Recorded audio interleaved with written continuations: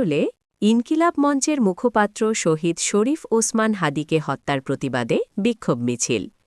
রশিদুল ইসলামের পাঠানো তথ্যচিত্রে বিস্তারিত দেখুন। দিনাজপুরের কাহারোলে ১৯ ডিসেম্বর শুক্রবার জুম্মা নামাজ শেষে আমতলা মোড় থেকে এক প্রতিবাদ মিছিল বের হয়ে কাহারোল উপজেলা সদর প্রধান সড়ক প্রদক্ষিণ করে আমতলা মোড়ে এসে এক আলোচনা সভা অনুষ্ঠিত হয়েছে।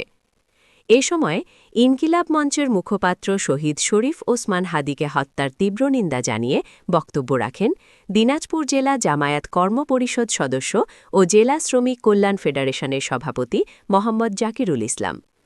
কাহারোল উপজেলা গণ অধিকার পরিষদের সাধারণ সম্পাদক মোহাম্মদ আমিনুল ইসলাম আমিন, এনসিপি নেতা নকিব আহমেদ শাবন, বৈষম্য বিরোধী ছাত্র আন্দোলনের নেতৃবৃন্দ সহ অন্যান্য বিভিন্ন রাজনৈতিক সংগঠনের নেতা নেতৃবৃন্দ প্রমুখ।